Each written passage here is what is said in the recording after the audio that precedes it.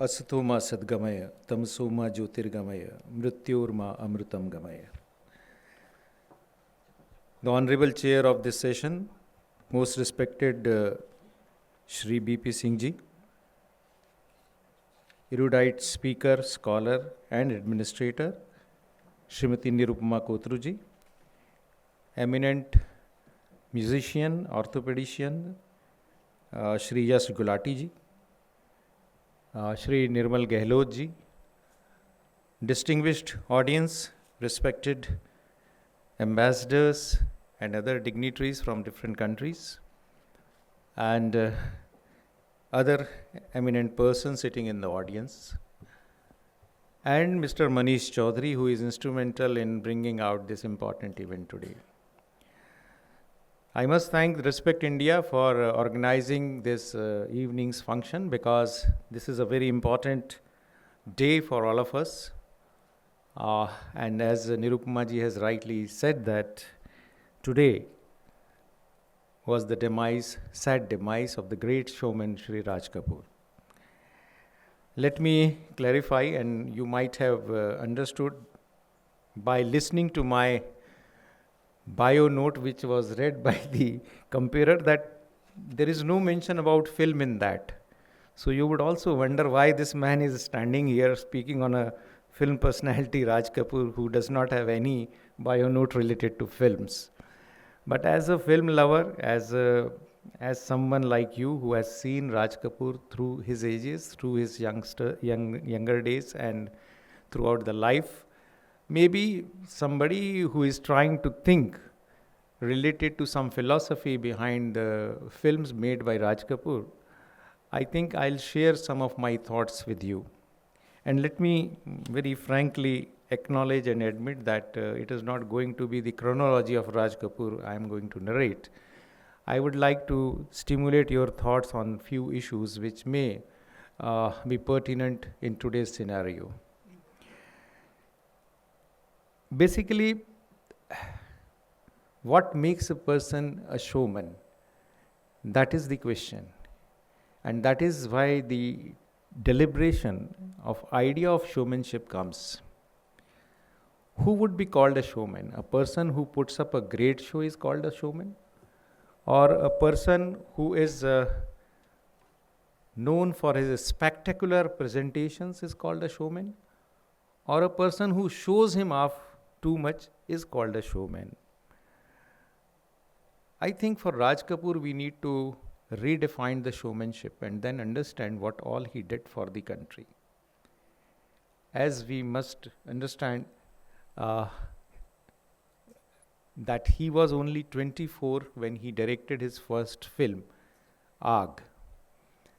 And if you see the first scene of Aag, I don't know how many of you remember Aag, and if you see the first scene of Aag, when he is going and meeting his newlywed wife, and his wife, when sees his face, screams because his half face is burnt. And the idea of that kind of agony makes you think about the whole context of the entire film. Later on, he narrates about his film, his life, what all he has faced. But in the initial stages, he immediately tells her about what happened to him and how it all happened. It was in 1948 when the India attained freshly its independence. The morale of the people was not very high after the independence, because many of the Indians faced the agony of partition. It was trying to recover after the colonial rule, British rule, and they wanted someone to sort of bring out their morale, to raise their morale, to lift their morale. And here was a person just 24 years of age, producing the film, directing the film, and acting in the film with utmost perfection, and showing all sorts of talent in his masterly work known as Aag. It was not a super hit film, let me tell you, but the classic example of a directorial venture of a very bright young person who is trying to steal the show with his vision of imagination. Then, very surprisingly, immediately after 1 year, he makes Barsat. And in another span of 2 years, he makes Avara in 1951. About Avara, it has been told by Nirupama ji quite extensively. But what I'm trying to say is, within a span of 3 years, a man makes 3 films, all with different stories, different ideas, and different perspective. And that opens the horizon of the Indian audience related to the entertainment. And that is the beauty from where you can say that a person who is trying to tell you, who is trying to give you the entire panorama of thoughts a person can attain through this kind of a celluloid entertainment. And mind you, that was not the age of Eastman color cinema. That was the age of black and white cinema. There was another master who did miracles on the black and white cinema is Guru Dutt. And people know Guru Dutt. But if you remember the shots and scenes of Avara, you would try and imagine the kind of vision Raj Kapoor had in portraying that kind of scenic beauty despite of the handicap of having the film on a black and white reel or a black and white shoot. Another thing which I would like to underline here is that you can also imagine the growth of film industry in 1948, 49, 50 was not that much. Bringing everything together, bringing the infrastructure together, making everything possible within a span of 1 year and making a film after film, that too of the level of Avara or Barsat, shows that how the man looks at the entertainment industry. He was not a film-making machine, by the way. He was not only commercializing his talent, but he was also trying to give enough scope for the Indian audience to think about his films. And that is the importance of Raj Kapoor. I have one, do you have that clip? It's like, can we run or we can just do away with this? No issues. Then he made Ah as producer in 1952. And the Ah film was also very well received. I think how many of you have remembered that Ah. And despite of his commitment towards making more and more entertaining films, he was also, as very rightly said, a socially committed filmmaker. And then he produces a film like Boot Polish in 1954. And not only Boot Polish, he also produces films like Jaagte Raho, Ab Dilli Dur Nahi. And these are all socially relevant films coming with a conviction of conveying some message, that too for the people who are deprived, who are downtrodden, who are being extorted and somehow deceased in the society.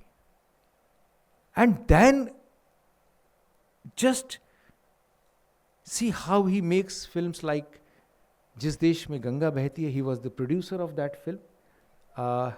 And it was on the problem of dacoits, and we all know how the dacoits problem was very pertinent in the Chambal area. And very interestingly, after a gap of substantial years, he made a runway romantic film known as Sangam. Sangam was a colored film. It came with all kinds of glamour in that film, and it had also given lot to imagine for the Indian audience.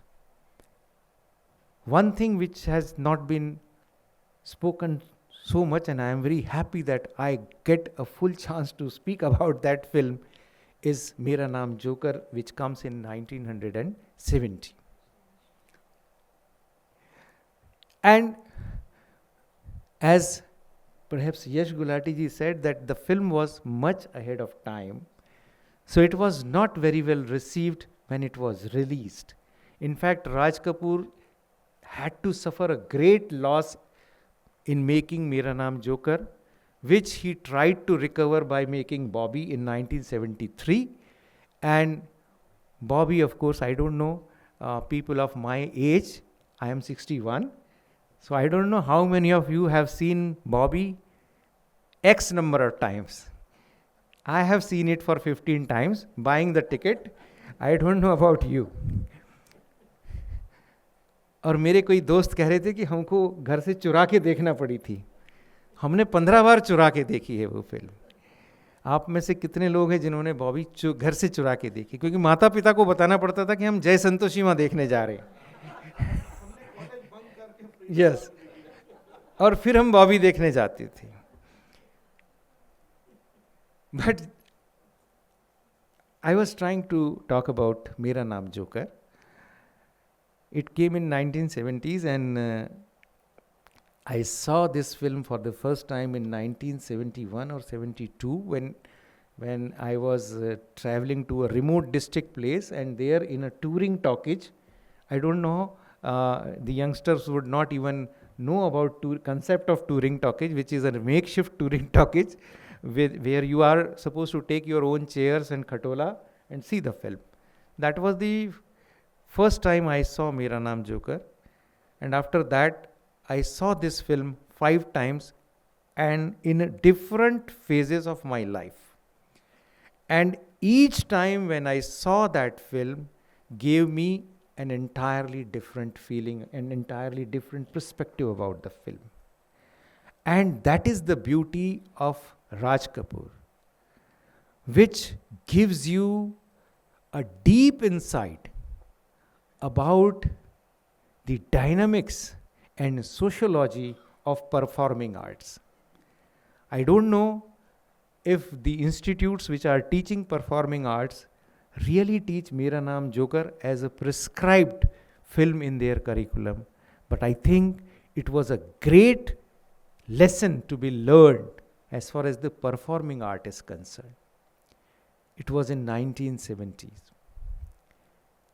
And after that he makes Bobby, and there were eyebrows people raised and asked why a person like Raj Kapoor should make a film like Bobby.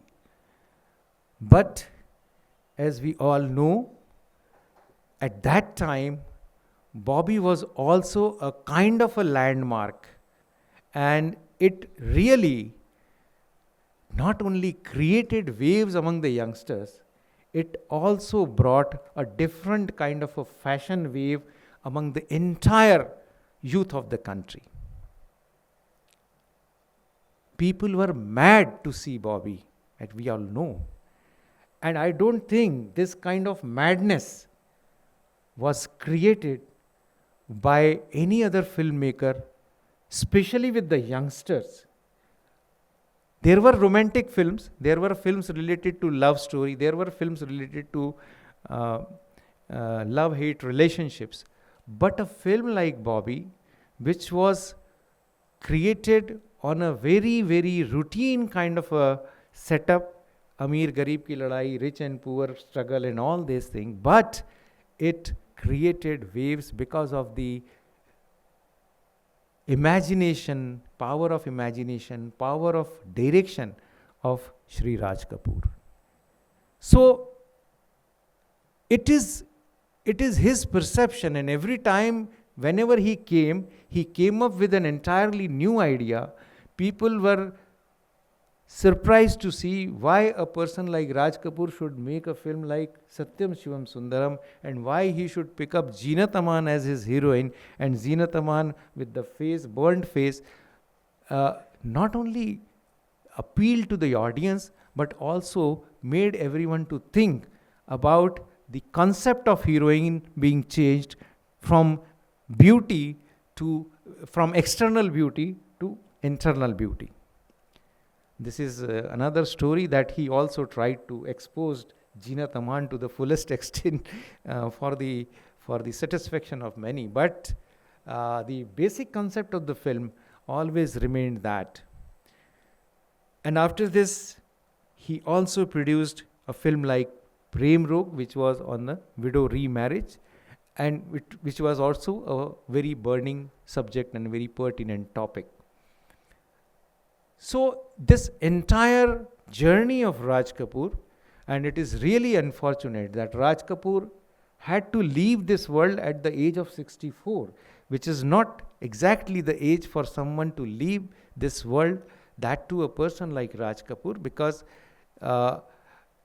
he was the person who could give always a deep insight to the audience, and he made the audience think. He made audience talk about his film. He made audience to discuss about his creation, and he did not, and never he did not bothered about criticism, and he always faced that criticism very bravely. And that was the beauty of Raj Kapoor. So when a person who creates an entire panorama of eminent artists around him, always makes the society think the importance of the film. It is really sad that the films have never been discussed very seriously in our academic circles and institutions. I don't know how many really academic books are written about Raj Kapoor. I don't know how many institutions are trying to study the basic philosophy of films of Raj Kapoor, portrayed through his 14 films which he directed and other 3-4 which he produced. What I am trying to suggest is that in today's scenario, when you have ample access to best of the best infrastructure, best of the best resources, when you make films in just a whisker of seconds because of the availability of so much of infrastructure, Raj Kapoor was a person who made the films very fast and very efficiently, despite the fact that he did not have access to all those modern gadgets and resources.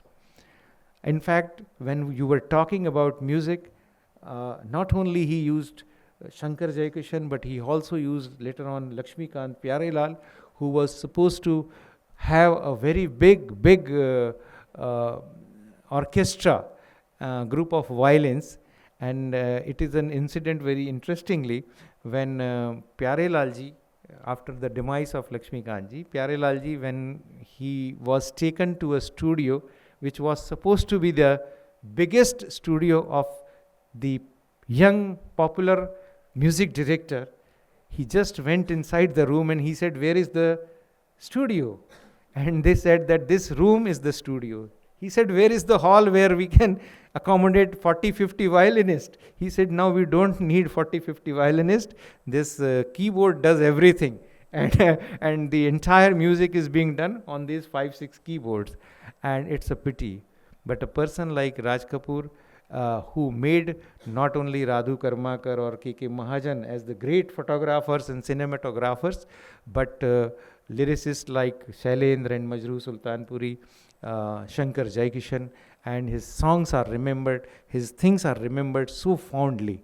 And the film industry would always remember and miss a person like him, who was very dynamic, very prolific, multifaceted, and who always tried to sort of give a new dimensions to whatever he thought and whatever he did. Unfortunately, when a person is very popular, very acceptable for a people by and large, there are people who always cry about the classics. And so the critics, so-called critics who always pursued the classics, never ever saw any classic element in Raj Kapoor. That is a pity.